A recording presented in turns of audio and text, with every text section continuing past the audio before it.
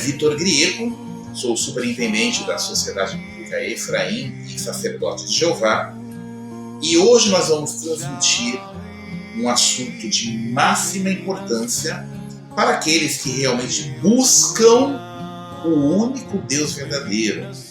E esse assunto eu vou tentar usar de poucas palavras, eu vou ser bem direto. O nosso sermão de hoje tem um tema: qual a diferença entre Jeová e os outros deuses? É uma pergunta que deve ser feita, porque nós vivemos em tempos muito difíceis. Nós vivemos num tempo em que há uma grande diversidade religiosa. Existem diversas religiões. Somente aqui no Brasil, vamos falar do Brasil, que é um continente, né? Porque o Brasil, devido à sua extensão territorial, ele passa a ser um continente. E há uma grande variedade de grupos étnicos, e com uma grande variedade de grupos étnicos e culturas, há também uma grande diversidade religiosa. Então você vai encontrar diversos segmentos dentro da linha cristã, da própria linha cristã do cristianismo. Você vai encontrar diversos grupos religiosos. Aqui no Brasil, por exemplo, só para você ter uma ideia, você vai encontrar, dentro da linha cristã, a Congregação Cristã no Brasil, as Testemunhas de Jeová, a Igreja Adventista do Sétimo Dia, a Igreja Assembleia de Deus. Eu estou falando isso para citar apenas as maiores. A Igreja Católica Apostólica Romana. Então você vai ter muitos grupos religiosos dentro da linha cristã. Mas se você sair da linha cristã, você vai encontrar, por exemplo, especialmente nos últimos anos, um crescimento muito grande de adeptos das religiões de matriz africana. Por exemplo, o candomblé, a umbanda, diversos outros segmentos de matriz africana. Há também um segmento que está crescendo, não somente no Brasil, mas também no mundo inteiro, que é o xamanismo. O xamanismo, ele é uma religião de origem indígena, não somente no Brasil, tá? Entenda que o xamanismo, ele é muito antigo, tá? Ele aparece em diversos países também, tá? E você vai ter também o judaísmo, tá? Eu tô falando de Brasil, tá, gente? Brasil. E agora também o islamismo, que é a religião muçulmana, está crescendo demais aqui no Brasil também. Nosso país, ele abriga diversas raças, diversos povos e também diversas religiões. E dentro disso tudo, você vai encontrar, obviamente, o desrespeito. E o desrespeito tem sido um grande problema. Porque o desrespeito religioso cresce no Brasil. Só para vocês terem uma ideia, especialmente depois do bolsonarismo, tá? Houve um aumento não, eu acredito que começou a haver, porque eu não me lembro disso que eu vou lhe narrar agora acontecer antes do bolsonarismo, que é a depredação e o vandalismo de templos de origem, de religiões de matriz africana. Depois do bolsonarismo, você vai ver que esse tipo de ataque tem crescido no Brasil, especialmente. O que obviamente mostra um grande desrespeito para com outras religiões. E aqueles que professam o cristianismo, especialmente aqueles que professam o cristianismo, deveriam ter em mente as palavras do Senhor Jesus. Nós vamos ler então o nosso primeiro texto bíblico dessa noitinha. Como é nosso costume, nós costumamos usar a Bíblia em todas as nossas palestras, né? Então, se você tem uma no seu celular, se você tem a própria Bíblia física, né, impressa, papel, pegue-a, use-a. Nós vamos consultar muito hoje alguns textos bíblicos. Então, nosso primeiro texto são as palavras de Jesus em Mateus capítulo 7. Mateus, no capítulo 7.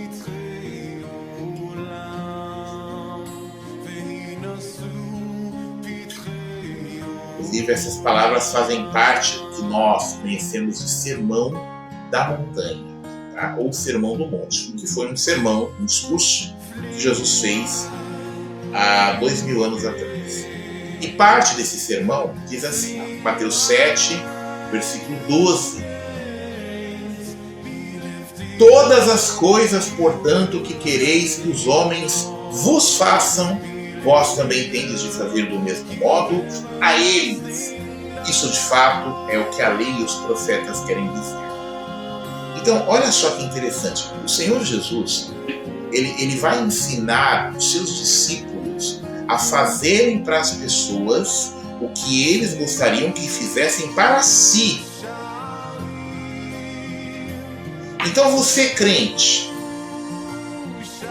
você que está me assistindo, crente, diz que é crente, que tu vai lá e picha terreiro de candomblé ou de umbanda, né? Ou de religiões de matriz africana, X ou Y, não importa. Tu que vai lá e depreda achando que tu está fazendo a obra de Deus, tu está redondamente enganado, tá? Redondamente enganado, tá errado, porque você gostaria que o pai de santo ou a mãe de santo fosse lá na tua igreja e depredasse a tua igreja, pichasse a tua igreja? Aposto que não, né? Tá aqui, ó, você está infringindo uma regra muito importante, que se chama regra de ouro. Essa regra ela é tão importante que outras religiões que não são cristãs, elas seguem essa regra. Todas as coisas, portanto, que quereis que os homens os façam, vós também tendes de fazer do mesmo modo a eles. Eu vou fazer para os outros, eu vou tratar os outros da maneira como eu gostaria de ser tratado. Simples assim. Infelizmente, o crente não tem essa visão. Quer dizer, o crente não, né? Alguns crentes, porque existem crentes que dão exemplo de integridade e de respeito aos outros. Mas não é disso que nós queremos falar hoje. Porque existe uma diferença entre respeito e falar a verdade. Com respeito. Entenda isso. Se você for ler as Escrituras, quando eu falo as Escrituras, eu estou me referindo à Bíblia hebraica, que os cristãos chamam de Antigo Testamento, e a Bíblia cristã, que os cristãos chamam de Novo Testamento. Se você for ler essas Escrituras, você vai perceber que a verdade, ela sempre é dita, mas ela é dita de maneira extremamente respeitosa. O que acontece? Qual que é o problema?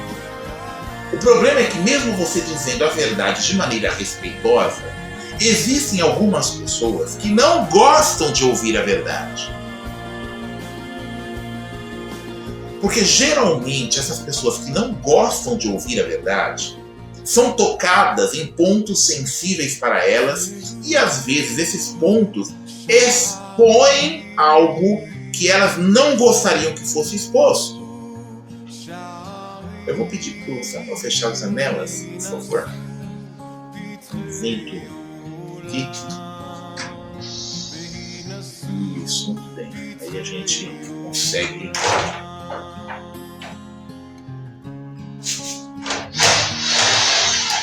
Toda.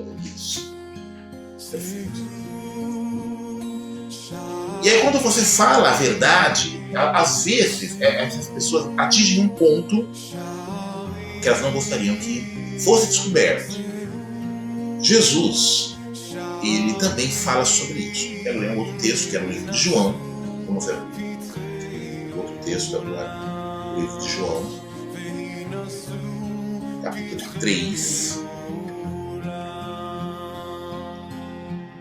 Inclusive, é isso que nós vamos ler. Jesus estava falando com um líder religioso da época. João, capítulo 3.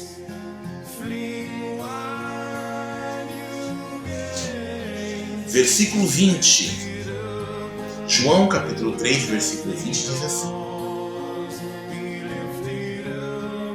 pois quem pratica coisas ruins odeia a luz e não se chega à luz, a fim de que suas obras não sejam repreendidas. De acordo com Jesus, então, existem algumas pessoas que preferem a mentira. E elas não vão se chegar à verdade, que é chamada aqui nesse texto de luz, né? Porque ela não quer ser exposta. E aí o que acontece? Se você expor ou falar a verdade, você será tido como uma pessoa, às vezes, intrometida. E nesse mundo atual que nós estamos vivendo, do politicamente correto, você vai ter que tomar muito cuidado, às vezes, né? Mas será que os verdadeiros cristãos, eles não devem falar a verdade? Eles devem aderir ao politicamente correto? Será que é isso que Jesus ensinou? Será que é isso que foi vivenciado pelos profetas de Israel antes de Jesus? Bom, quem conhece a Bíblia sabe que a maioria dos profetas ou foi espancado ou foi morto porque disse a verdade.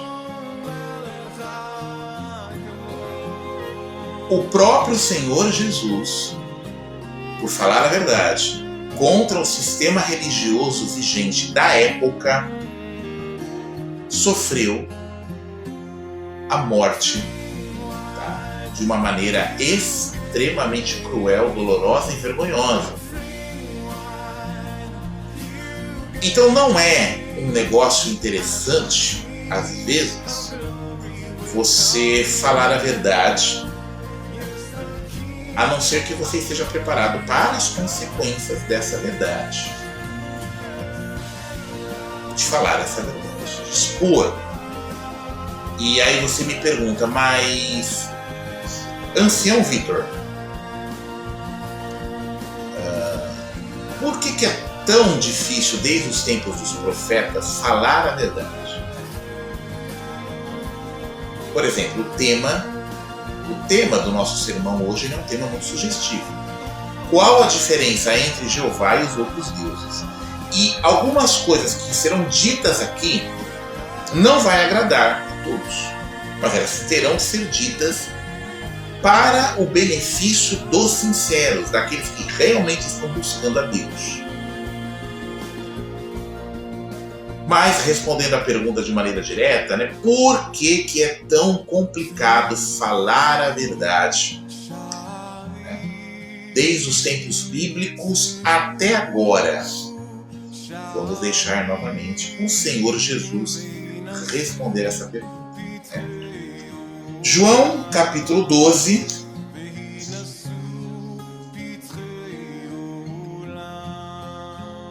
João, no capítulo 12.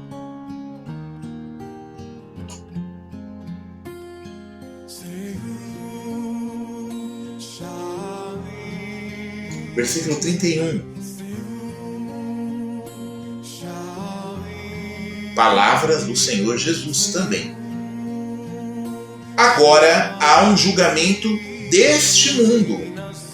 agora será lançado fora o governante deste mundo.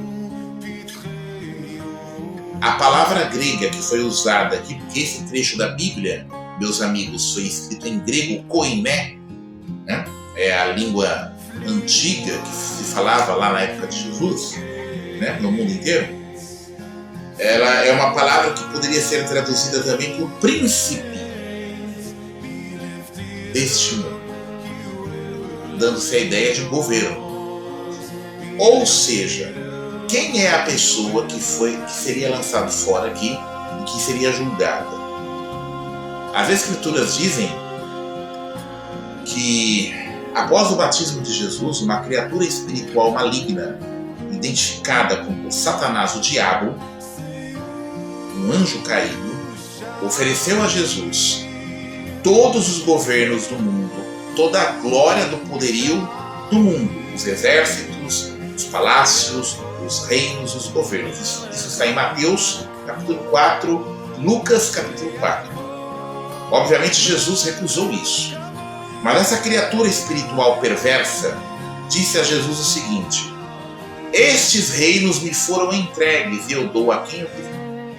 Se você se prostrar diante de mim e me adorar como seu Deus, disse o diabo a Jesus, então todos esses reinos serão seus. Obviamente, então, nós entendemos que esse anjo caído, por algum motivo que nós não vamos falar agora, numa outra palestra nós falaremos sobre isso, mas por algum motivo este anjo caído governa este mundo. Ele é o Deus deste mundo. É por isso que você vê mortes, tragédias, covardia, você vê traições e os governos, né, querendo solucionar os problemas e não conseguem solucionar os problemas. Guerras em todos os lugares, pessoas divididas, ódio, violência. Porque não é Deus. Se você pensou que era o verdadeiro Deus que governava esse mundo, você está completamente enganado. Não é nenhuma entidade boa, seja qual religião você pertencer, mesmo as religiões de matriz africana, né? Se você acredita em alguma entidade boa, né? Esqueça. A única entidade que governa este mundo é um anjo caído, perverso, que detém todo o poder. Dos governos, do alto comércio e das religiões. Ele influencia tudo. Portanto, não é de admirar que falar a verdade num ambiente assim vale trazer problemas. Não obstante, para nós, servos do único Deus verdadeiro e discípulos de nosso Senhor Jesus Cristo, é fundamental que nós possamos falar a verdade. Como é que quem conhece, né, vai entender o que eu estou falando? O que diz a vinheta do nosso canal, o Arauto de Efraim, lá no YouTube? Você assiste um vídeo nosso, começa com uma vinheta, não é isso? O Arauto de Efraim, e embaixo está assim: compromisso com a verdade bíblica. Então, o nosso compromisso com a verdade, ele é inquebrantável.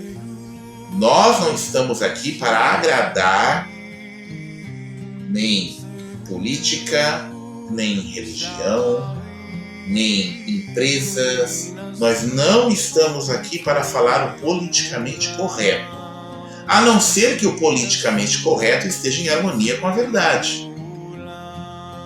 E muitas vezes o politicamente correto é a verdade, mas nem sempre. Portanto, o nosso alinhamento inquebrantável é com a verdade, conforme acreditamos nos é transmitida pelo único Deus verdadeiro. Agora, dado essa introdução para você entender o que nós vamos conversar, né? É por isso que eu comecei com a palavra respeito, porque respeito é uma coisa falar a verdade é outra. A verdade ela tem que ser dita mais com respeito. Tá bom? Então, o tema, volta ao tema da nossa palestra, do nosso sermão, qual a diferença entre Jeová e os outros deuses. Em primeiro lugar, existem pessoas que acham que só existe um Deus. Outras, elas não pensam dessa forma. Nós temos uma dificuldade muito grande aqui no Brasil, em alguns círculos, porque o Brasil é um país que foi educado pela Igreja Católica, assim que ele foi descoberto em 1500, e aí, a partir dos anos 1900, chegou a Igreja Protestante no Brasil. E a Igreja Protestante tem crescido demais, embora a maioria ainda seja, né, o Brasil seja um país majoritariamente católico, tá? Mas a igreja evangélica ela tem crescido vertiginosamente no país, tá? E às vezes, né, talvez por uma razão de cultura, de falta de leitura, de falta de interesse em ver coisas novas, o brasileiro ele tende a achar que a Bíblia, né? Aqui, a Bíblia é o único livro sagrado que existe. Você está enganado. O mundo é muito grande. O mundo grande, ele é vasto. Então, eu não preciso da Bíblia para me dizer que em outras terras, em outros países, em outras culturas, em outros povos, existem outros deuses. Isso é fato. Agora, o que você talvez não saiba é que a própria Bíblia diz que há outros deuses. Pois é. A gente vai ler esse texto. Presta bem atenção, está lá em 1 aos Coríntios capítulo 8. Entendeu? Abre lá e veja por si só o que está dizendo 1 aos Coríntios no capítulo 8. Você pensou que a Bíblia ia dizer, não, mas a Bíblia diz que só tem um único Deus. Eu vou contradizer isso para você. Eu não, né? A Bíblia que vai contradizer. Vamos ler aqui no Novo Testamento, 1 aos Coríntios 8, versículo 5. Pois embora haja os que se chamem deuses, quer no céu, quer na terra, assim como há muitos deuses e muitos senhores. É isso aí. É exatamente o que você leu. Aqui, essa carta que foi escrita pelo apóstolo Paulo, né, fala que existem muitos deuses. Bom, mas se eu estiver falando, talvez essa live chegue a alguém que pratica o judaísmo, aí ele vai olhar para minha cara e ele vai me dizer assim, mas eu não acredito no Novo Testamento. Não estou nem aí porque está escrito no Novo Testamento. Me interessa somente o Antigo Testamento, que é a Torá e os profetas. Bom, a gente pode também ler uma declaração semelhante, tá? Também no Antigo Testamento, que é no livro dos Salmos. Capítulo 82. Salmos 82. E aí a gente arremata, né, porque a gente junta o cristianismo com o judaísmo e aí a gente declara que tanto o Novo Testamento como o Antigo Testamento eles estão em consonância, tá? Estão em harmonia, tá? Vamos lá. Salmo 82, versículo 1. Deus se põe de pé na Assembleia do Divino, julga no meio dos deuses. Então, se você acha que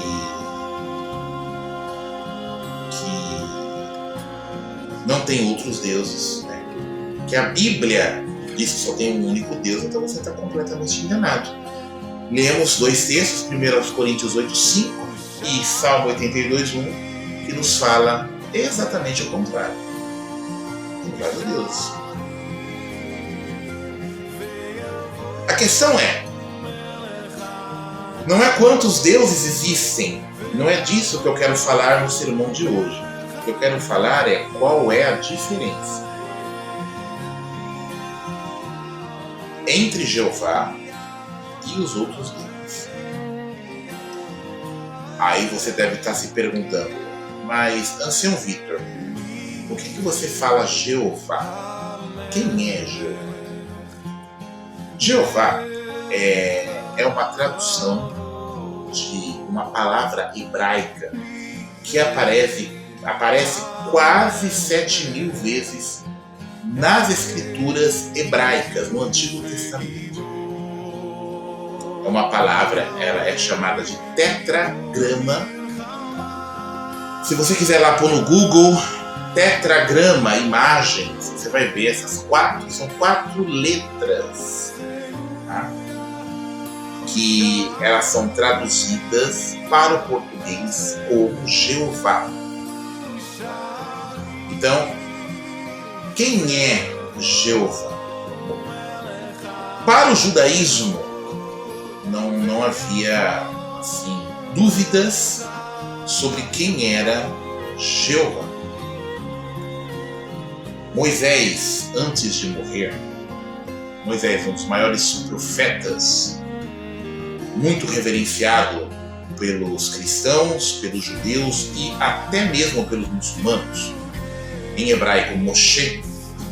Então Moshe ele vai falar quem é Jeová para nós. E a gente vai ver lá na Torá, no livro de Deuteronômio ou Devarim,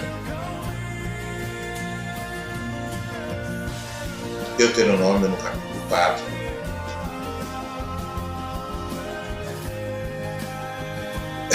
são palavras de Moisés, tá?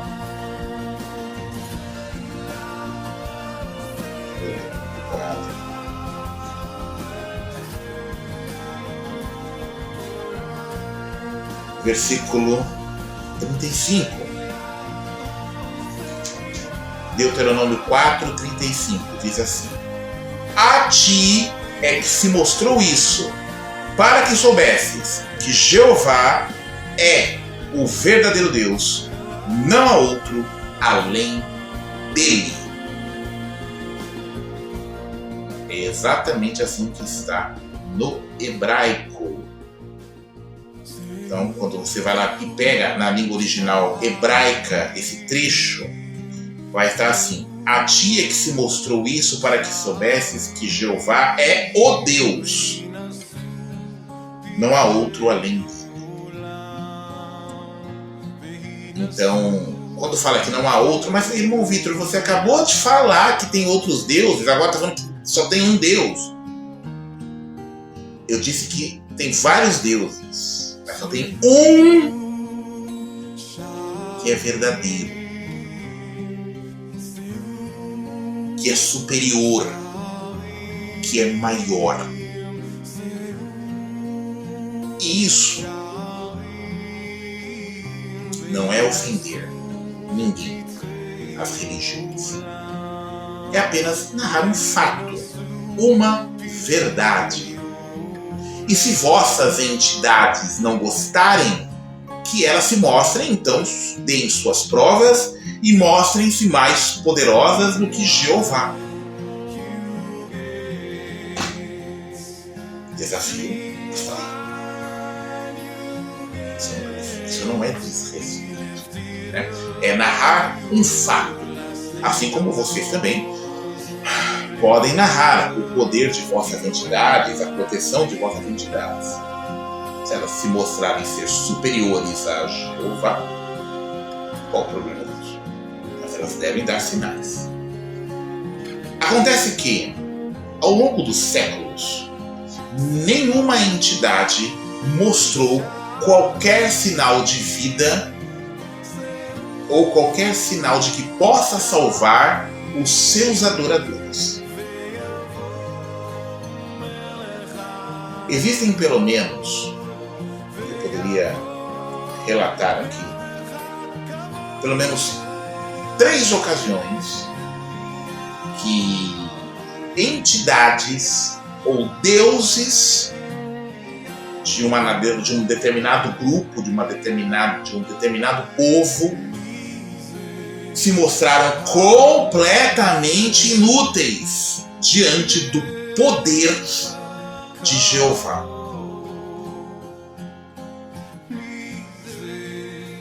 Nós vamos considerar brevemente esses 3 relatos e vocês tirarão suas próprias conclusões a respeito do poder de Jeová. Bom, o primeiro relato ele é o mais conhecido, eu acredito.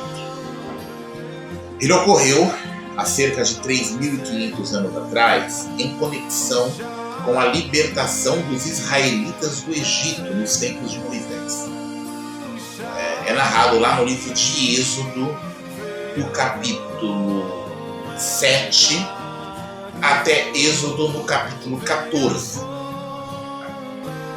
Uma leitura muito gostosa de ler, mas eu acho assim, a maioria, pelo menos de quem é católico ou evangélico, vai conhecer esse relato. Quem é judeu também, até quem é muçulmano conhece esse relato, porque o Alcorão também relata esse acontecimento, que é uma ocasião em que Moisés, ele, enviado por Deus, foi falar com o governante mais poderoso da época. É como se fosse o Vladimir Putin da época, ou o Donald Trump, e foi falar com o faraó do Egito, que era a potência mundial da época. E o pedido era simples. O faraó deveria libertar os israelitas, que eram o povo escolhido de Jeová, libertar daquela escravidão, eles eram escravos.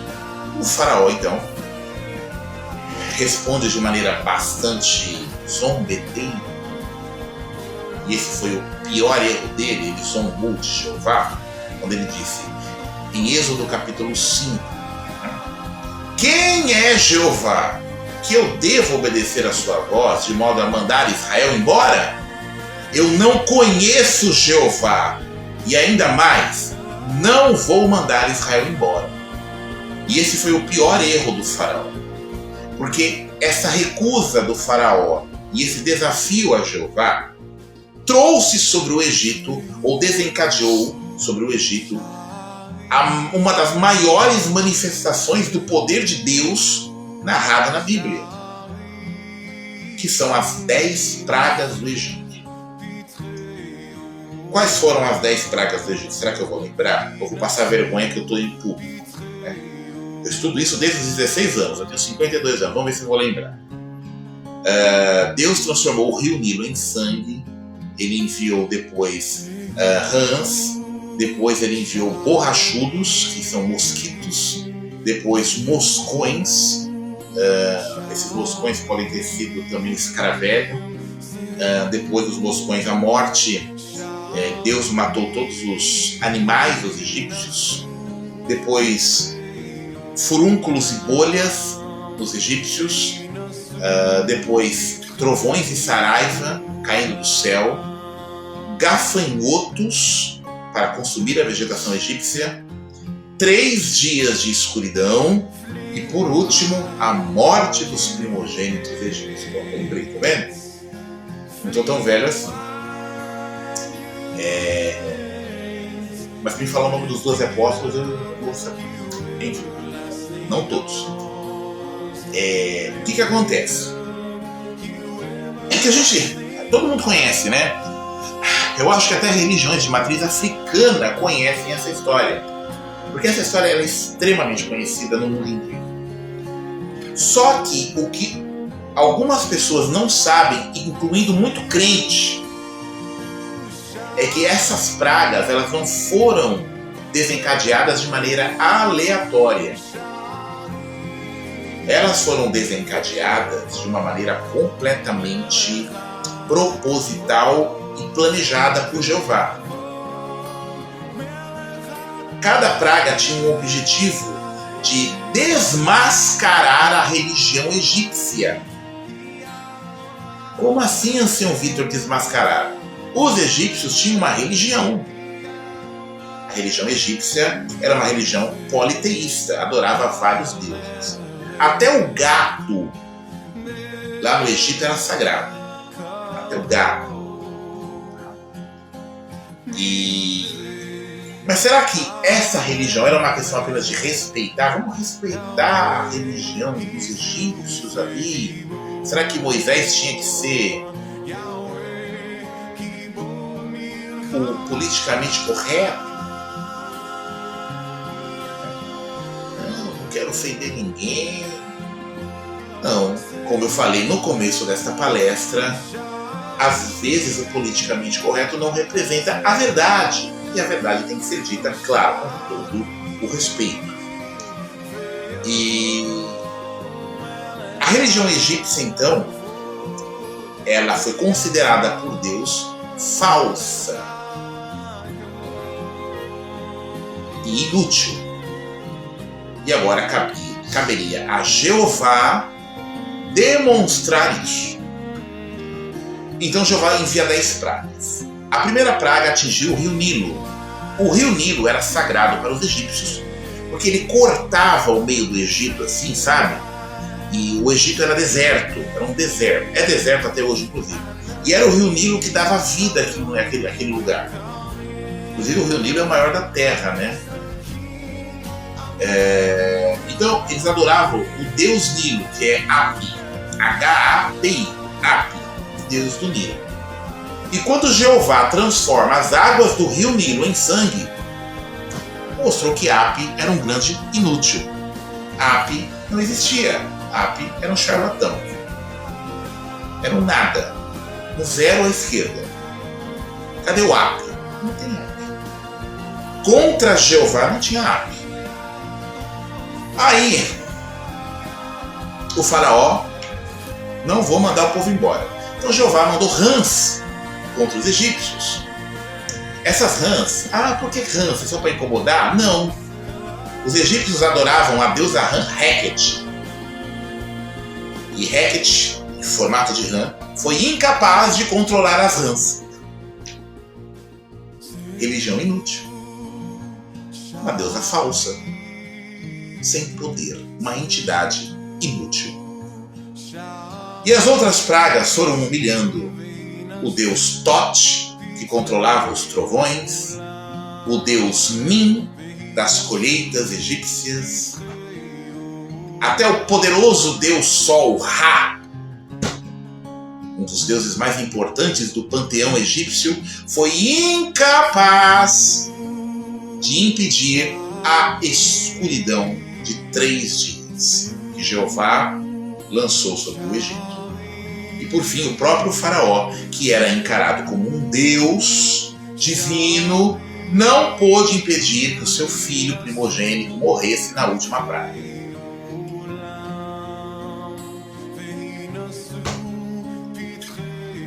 Lembra que eu disse? Que vossas entidades mostrem o seu poder acima de Jeová. Então, no primeiro caso, na primeira história, as 10 pragas, conforme narrado em Êxodo capítulo 9 até o capítulo 14, 7 até o capítulo 14, então Jeová se mostra mais poderoso e o único Deus verdadeiro.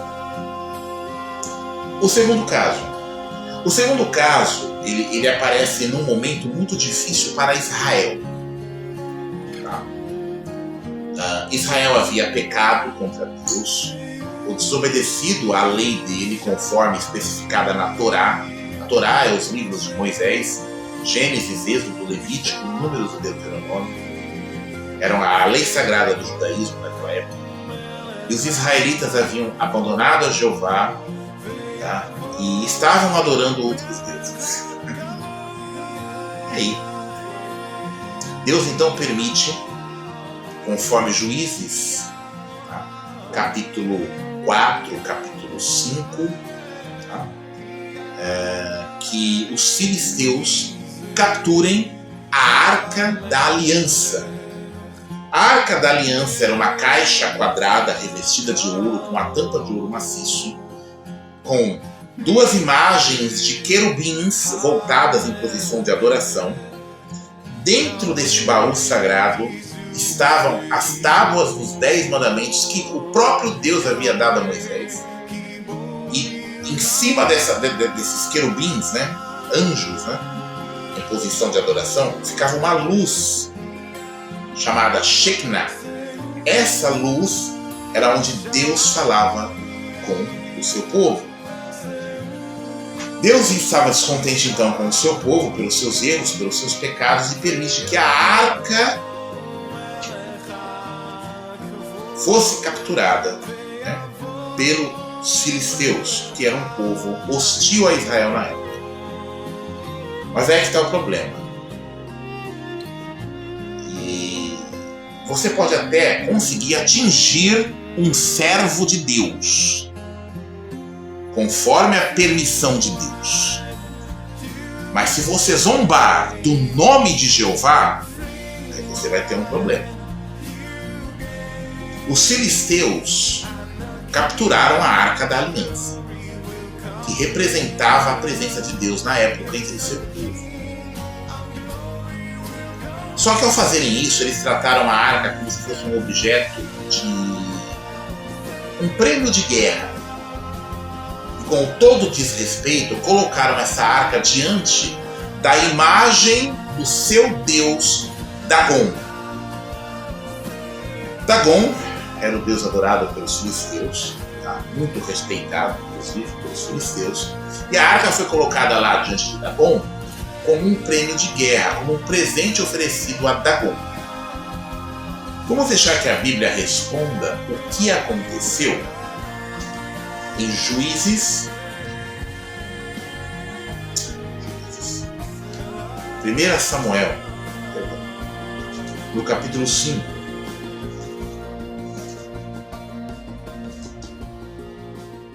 Primeira Samuel, no capítulo 5.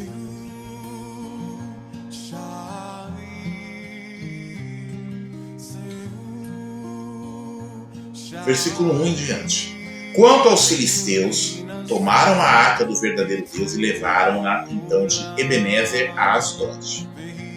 E os filisteus passaram a tomar a arca do verdadeiro Deus e a levá-la à casa de Dagon e foram colocá-la ao lado de Dagon. Então, logo no dia seguinte, os asdoditas se levantaram cedo. Asdoditas é o povo da cidade de Asdod, lá dos filisteus.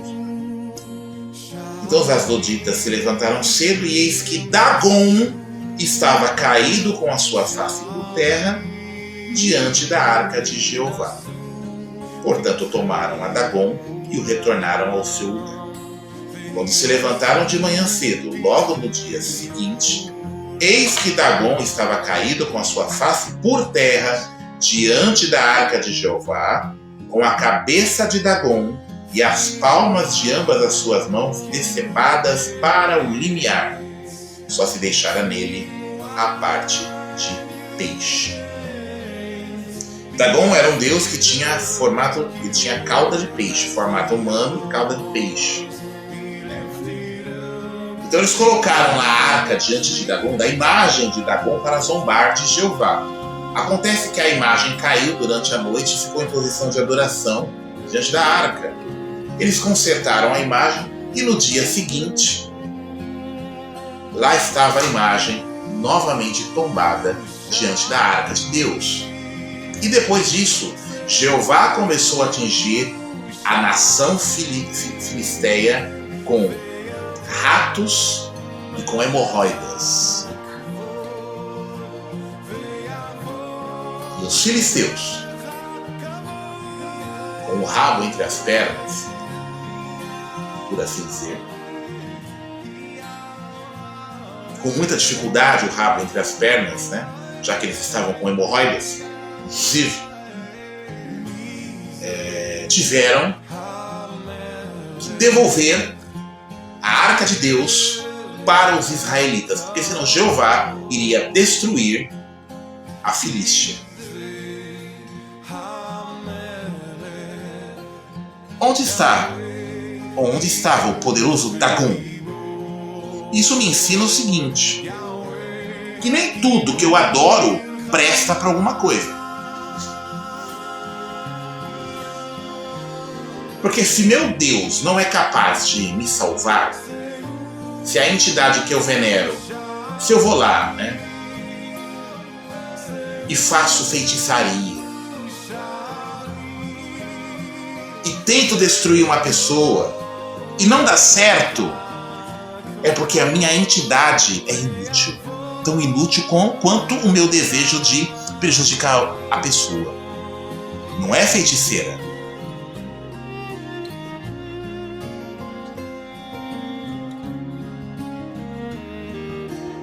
Então esse é o segundo exemplo. O poder superior daquele que é chamado na Bíblia majestosamente de Jeová dos Exércitos, o Deus de Israel.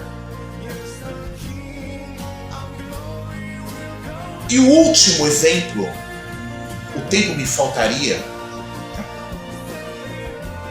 para falar a superioridade de Jeová sobre os outros deuses, mas o último exemplo está lá narrado em 1 Reis capítulo 18, em conexão com a história do profeta Elias e da perversa rainha Jezabel.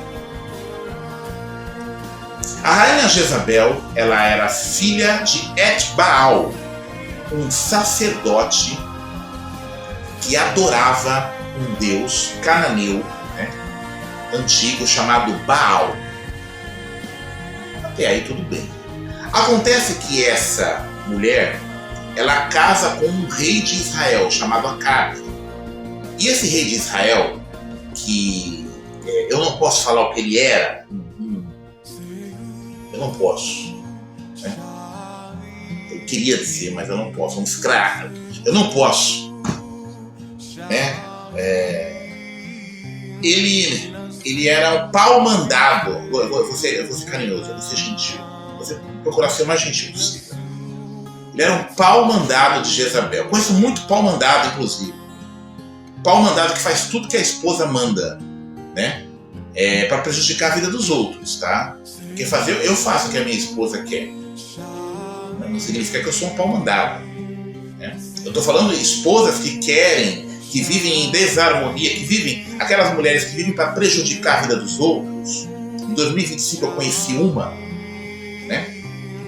E fez de tudo e faz de tudo para me prejudicar, mas ela falha em todas as ocasiões e você vai continuar falhando. Porque suas entidades são inúteis, assim como você também é uma inútil.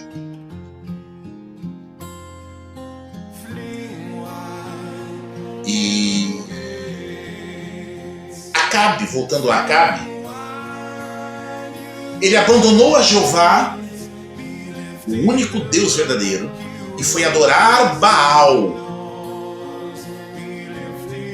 E se deixou instalar no país uma idolatria tão grande, que havia então 450 profetas de Baal, promovendo a religião chamada na Bíblia de Baalins, os Baalins. E eles faziam rituais de invocação, sacrifícios. Eles chegavam até a ter relações sexuais em templos para abençoar colheitas, fazendo cortes em si mesmos, né? Qualquer semelhança não é mera coincidência com os dias de hoje. E essa religião, Aí você vai dizer, será que se você estivesse lá nesse templo, você ia dizer também que tem que ser politicamente correto? Porque eles até sacrificavam crianças. Pegavam criança, bebê, e colocavam, queimava viva. E Jezabel então promove isso. E havia um cara. Esse cara era Elias, o grande profeta Elias.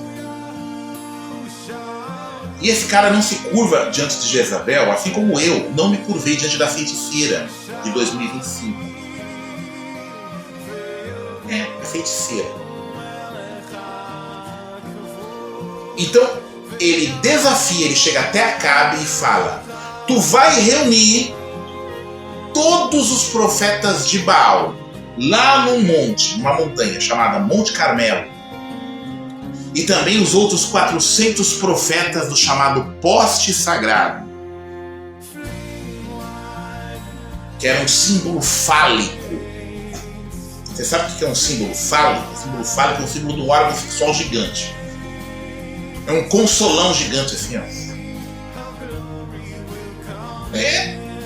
Aí você vai falar: Ancião Vitor, eu tô falando nesses termos para você entender até onde vai a mente humana em dizer que um pênis, no formato de um pênis gigante, que esse é o poste sagrado, é a Asherá, ou de uma vagina gigante, que tá na Bíblia, tá? Pode ser um Deus. É isso. E aí o profeta Elias então fala: reúne todo mundo a mim, inclusive os israelitas. O povo, porque o povo, né? É que nem hoje, né? O povo acredita em tudo. Tudo. E o profeta Elias sozinho, o único profeta.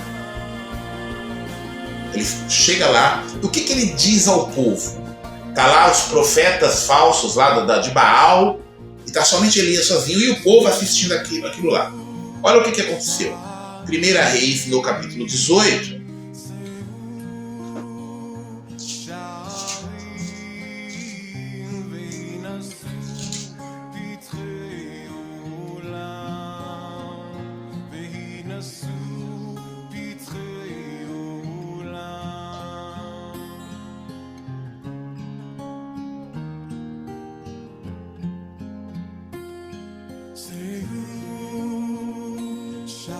Reis, no capítulo 18.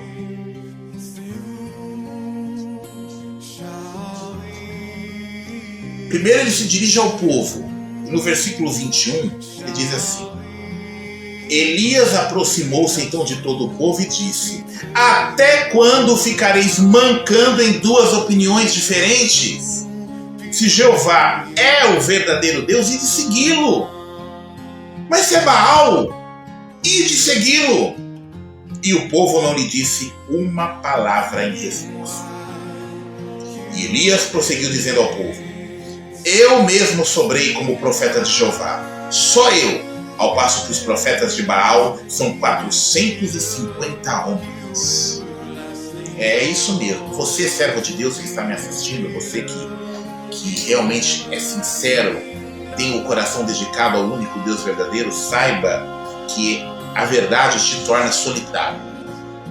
A verdade te torna sozinho às vezes. É o quinhão, é a carga dos profetas.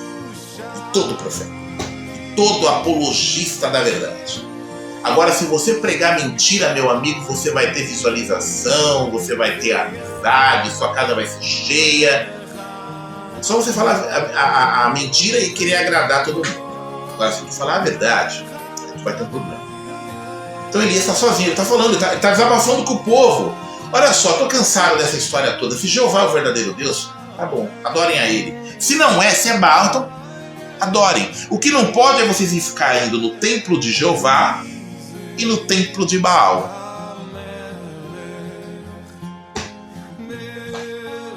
Tomou uma decisão e ele estava corretíssimo. E ele fala: eu estou sozinho. Aí ele propõe um desafio. O profeta fala assim: olha só, vocês vão fazer um altar de pedras, vão construir um altar, pôr uma grelha em cima e vão pôr um sacrifício de um animal. Eu vou fazer a mesma coisa. Altar de pedras, uma grelha e um sacrifício de um animal. Vocês, 450, vão invocar o nome de Baal. E eu invocarei o nome de Jeová. O Deus que responder fogo, esse será o Deus verdadeiro. E o povo disse: é isso aí, gostei, Elias, estamos contigo, vamos fazer. Eu acho que teve muito molha cueca entre os profetas de Baal. Porque, eu vou ser sincero, mesmo entre adoradores que não adoram a Jeová, né, existem pessoas sinceras. Dentro do candomblé, existem pessoas sinceras, que têm fé genuína, que fazem bem ao próximo. Dentro do xamanismo também. O que me incomoda é esses picaretas. O picareta, né? Tem muito picareta aí, tem muita gente que diz que é sacerdotisa xamã, e quando na verdade ela quer extorquir dinheiro dos outros. Ela quer ficar com as picaretagens dela, dando chazinho, dando droguinha pros outros? Não, eu não estou falando da religião em si, eu estou falando da picaretagem da pessoa. Para ganhar dinheiro. Então lá nos profetas de Baal, deve ter tido muito picareta também, que molhou as cuecas, porque não tinha fé em Baal. Sabia que Baal não era o Deus verdadeiro. Será que ele vai responder com fogo do céu? Ferrou. Então, foi feito o desafio. E lá estavam os profetas de Baal e começaram, conforme 1 Reis capítulo 18, que você tem que ler. Eles ficaram lá: ô Baal, Baal fala com a gente, Baal me responde, Baal me responde. Foi que nem a feiticeira: ai, prejudica ele, mata ele, faz isso com ele, tira ele do condomínio. E não houve uma palavra em resposta naquela época, assim como não há nenhuma palavra em resposta hoje, porque são entidades inúteis, deuses inúteis e falsos. Mas então, Elias passa a orar e a invocar a Deus. Nós vamos ler então a oração de Elias em 1 Reis no capítulo 18.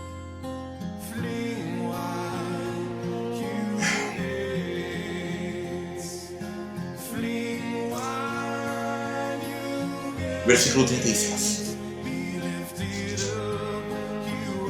E aconteceu na hora em que se acende a oferta de cereais, que Elias o profeta começou a aproximar-se e a dizer: ó Jeová, Deus de Abraão, de Isaque e de Israel, saiba-se hoje que tu és Deus em Israel, e que eu sou o teu servo, e que é pela tua palavra que fiz todas essas coisas. Responde-me, ó Jeová, responde-me, para que este povo saiba que tu, Jeová, és o verdadeiro Deus, e que tu mesmo fizeste o coração deles voltar atrás. E o que aconteceu? Veja o versículo 38. Nisto veio cair fogo da parte de Jeová e passou a consumir a oferta queimada e a lenha, bem como as pedras e o pó, e lambeu a água que havia no rio. Quando todo o povo o viu, lançaram-se imediatamente com as suas faces por terra e disseram: Jeová é o verdadeiro Deus, Jeová é o verdadeiro Deus. Não há outro. Então, qual a diferença entre Jeová e os outros deuses? Bom, Nesses 3 relatos, eu acho que fica patente uma diferença, não fica? Você percebeu a diferença? E não são só os deuses daquela época, é qualquer Deus que não seja Jeová. Qualquer entidade. Você, claro, tem a liberdade para adorar a entidade que você julgar ser divina. O Criador do céu e da terra te deu essa liberdade. Nós temos livre-arbítrio. É claro que se você não faz o mal para o teu próximo, às vezes você faz até o bem para o teu próximo, né? Porque eu conheço muito macumbeiro que é melhor que crente, tá? Mas aí, nesse caso aí, ele é macumbeiro, mas ele faz o bem ao próximo melhor do que crente. Ora, eu acho que o macumbeiro, nesse caso, está mais próximo do reino de Deus do que o crente. Pelo menos foi o que Jesus ensinou, né? Mas na questão da divindade, não dá pra gente entender que existe uma outra divindade, uma outra entidade, seja do xamanismo, todas as entidades do xamanismo, todas as do candomblé, todas as da Umbanda, todas as do hinduísmo, todas as do shintoísmo, todas as do jainismo, e por aí vai, eu poderia falar todas as religiões da Terra. Não existe outra que seja comparável à entidade que as escrituras hebraicas chamam de Jeová. E o Salmo 96 vai te explicar exatamente isso.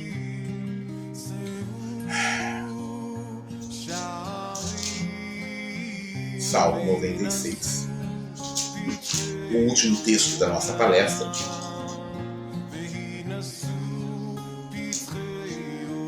Eu acho que ele vai ser agora direto em responder a pergunta: qual a diferença entre Jeová e os outros deuses? E aí tu toma a sua decisão, né? Salmo 96, no versículo 4, diz assim: pois Jeová é grande e para ser louvado muito. Ele é atemorizante acima de todos os outros deuses. Porque todos os deuses dos povos são deuses que nada valem. Ouviu, feiticeira? Nada valem. Mas quanto a Jeová, ele fez os próprios céus. Diante dele há dignidade e esplendor, no seu santuário há força e beleza. Portanto, atribuir a Jeová, ó famílias dos povos, atribuir a Jeová glória e força, atribuir a Jeová glória pertencente ao seu nome. Porque a glória não se deve dar a nenhum outro Deus, exceto a Jeová, o Deus de Israel. Aquele a quem Jesus, se você acredita em Jesus, Jesus chamou essa entidade, Jeová, de Pai. Bom? Pai. É assim que ele se dirigia. Jesus nunca chamou Jeová de Jeová. Assim como um filho não chama, meu filho não me chama Vitor, meu filho me chama de pai, pai. Né? Então Jesus nunca falou Jeová, ele falou pai. Então, Jesus era o Deus a quem Jeová era o Deus a quem Jesus adorava. Bom, era isso que eu queria dizer. Portanto, que nós possamos ter em mente que devemos respeitar todas as religiões. Volto a falar. O problema é que em muitas religiões, tanto de matriz africana como de segmento cristão, tem o bom e o mal. Tem o sincero e o picareta. Né?